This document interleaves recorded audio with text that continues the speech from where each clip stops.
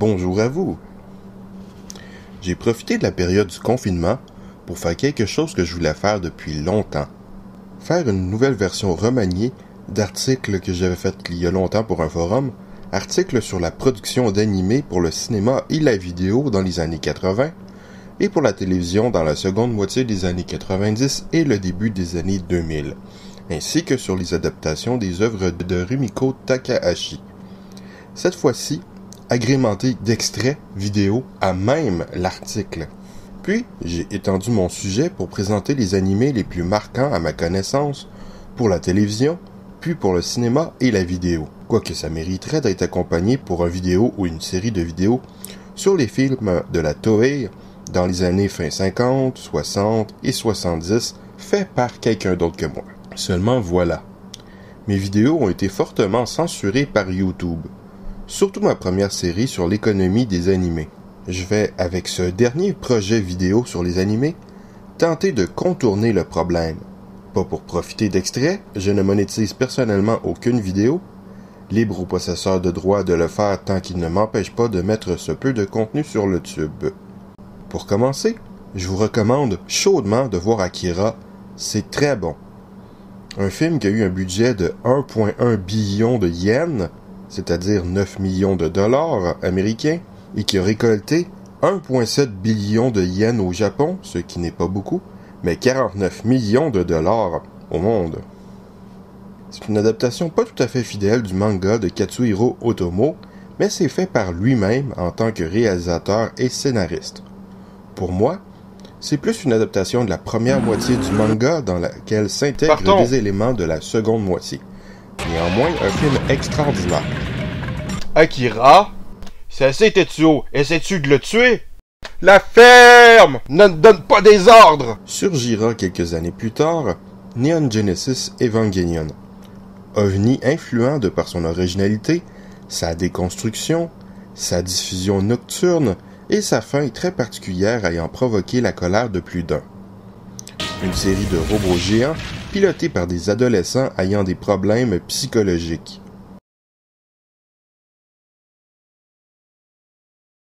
Le cordon ombilical a été coupé. Avec pour personnage principal un adolescent forcé d'aller dans l'Évangélion alors qu'il croyait retrouver son père qu'il n'a pas vu depuis des années. Ceci est l'arme ultime de l'humanité. L'humain synthétique Évangélion Unité 1. Ça fait un bail. Papa. Igari Shinji, oui? Tu vas le piloter. Hein? Je t'appelle parce que j'ai un besoin pour toi. Pourquoi moi?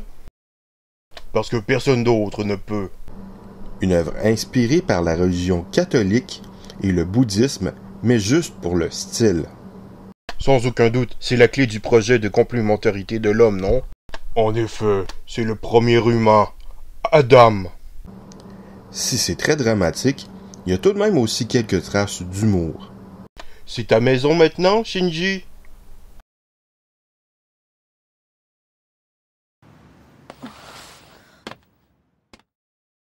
Je suis à la maison.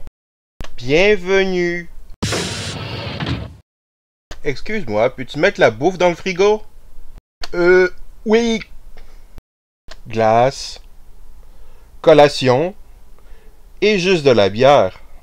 Quel genre de vie elle mène?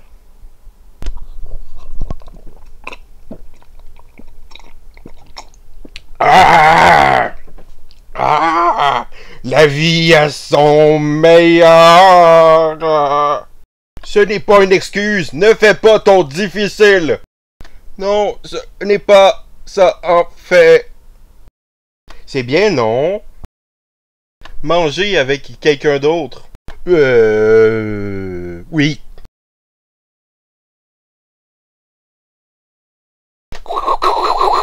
Ah! Madame Miyato! Il y a aussi un peu de violence.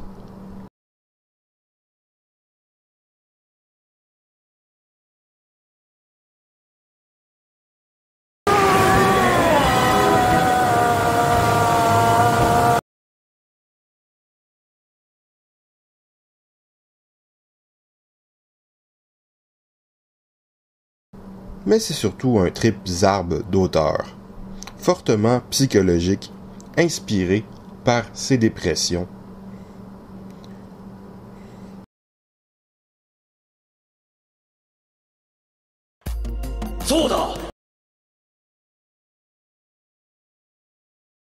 Non! Maman! Elle souriait. Je déteste cet endroit. On peut s'évader de cette série déprimante avec la merveilleuse série fantaisiste Vision d'Escaflowne à propos d'une fille qui se fait transporter dans un autre monde de type héroïque fantasy.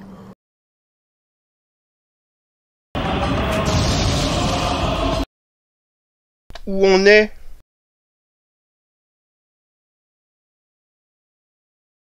Où son talent pour le tarot se révèle être bien plus que ça. Maintenant je comprends tout.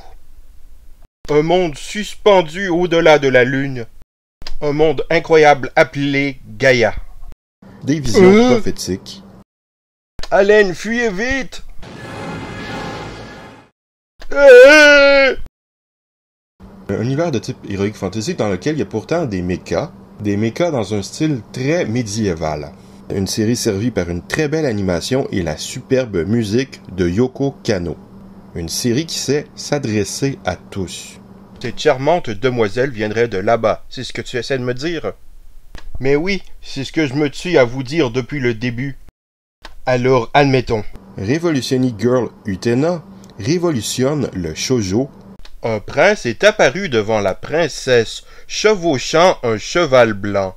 Je te donne ceci en mémoire de ce jour. Nous nous reverrons à nouveau. Tout cela était bien, mais elle était tellement impressionnée que la princesse a fait le souhait de devenir un prince elle-même un jour. Waouh, c'est trop beau! Une emblème de la rose. Est-ce que ce serait l'emblème de l'école? Détourne ce genre très féminin vers quelque chose de très original, qui est bien plus qu'une suite de duels, même si c'est une des éléments les plus caractéristiques de la série, avec sa bande-son très particulière.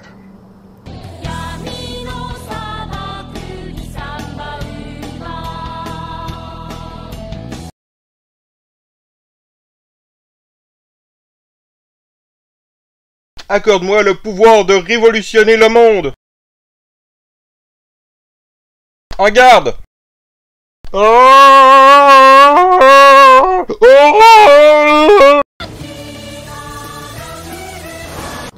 La série abuse un peu de réutilisation d'animation d'un épisode à l'autre, mais ça ne le rend pas mauvaise pour autant.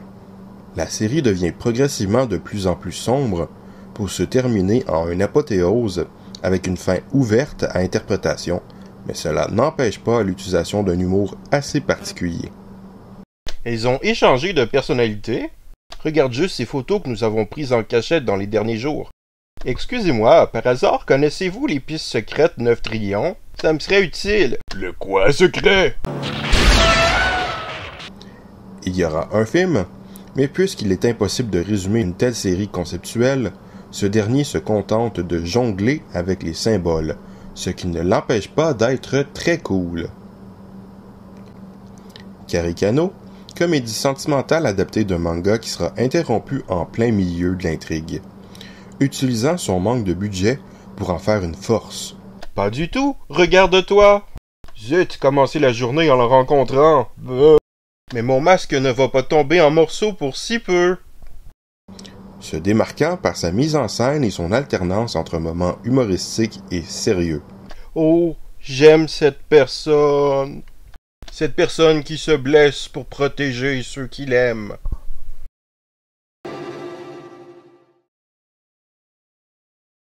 Miyazawa.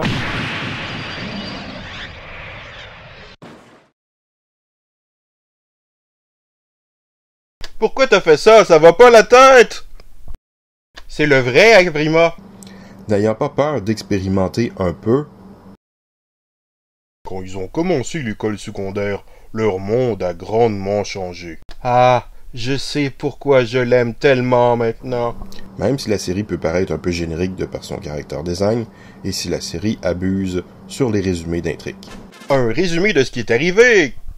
Le créateur de Gundam essaie de faire son propre Evangelion avec Brain Powder.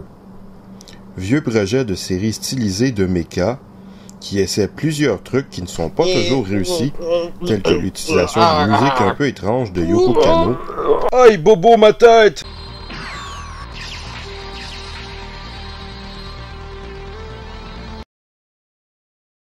Extension de chakra! Tire! Mais la série rappelle un peu trop le mecha traditionnel à la Gundam par moment. Et le Tsuyami? Zut, j'avais oublié!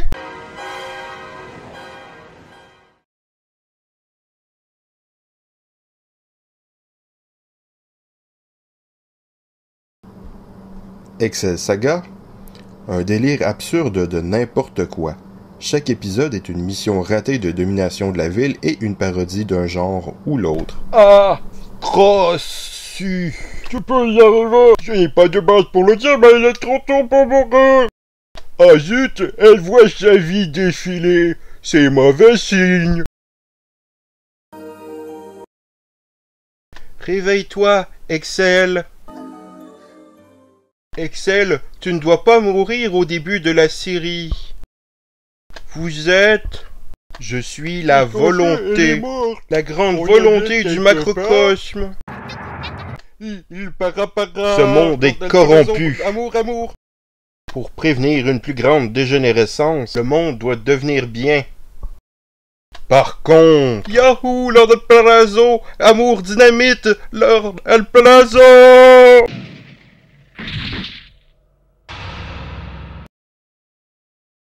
Fond.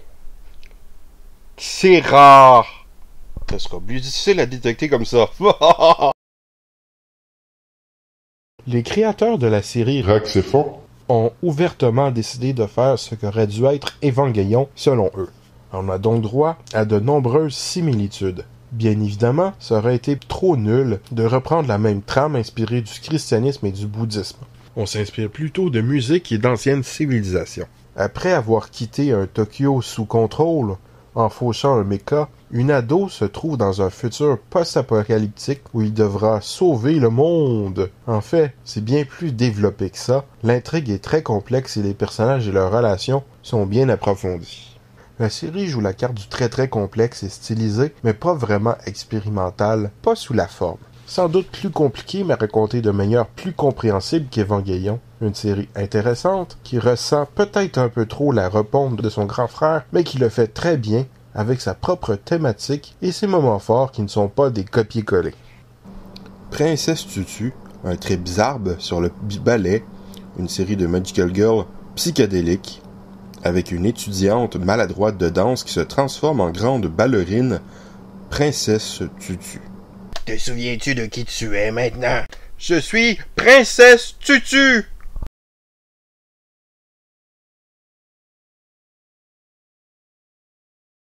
Flower Waltz!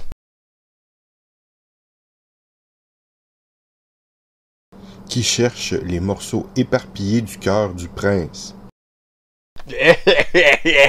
Regarde, il semble que tu aies trouvé un morceau du cœur perdu du prince.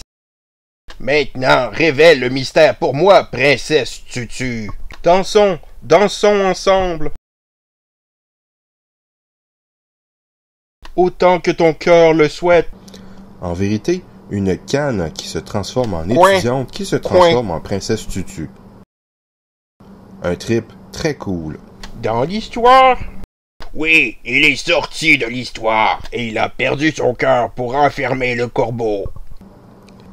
Bien évidemment, je n'ai pas la science infuse. Il n'y a sans aucun doute de nombreuses choses à dire autres que ce que j'ai dit dans mes vidéos et j'ai pu faire des erreurs. Aussi, il y aura bien sûr de nombreux autres animés qui ne sont pas encore sortis. Et puis, n'oublions pas qu'il y a de nombreuses grandes œuvres animées qui ne sont pas japonaises. Je vous recommande chaudement de voir des œuvres telles que Fantasia, The Thief and the Cobbler Recobblered Cut, Le Roi et l'Oiseau, La Planète Sauvage, Les Maîtres du Temps, Gandahar, Les Bonnes Saisons des Simpsons, Futurama, South Park et Les Mystérieuses Cités d'Or. Comment ça, c'est japonais, les Cités d'Or? Je croyais que ça avait été écrit par Jean Chalopin et Bernard Desries. Tourlou!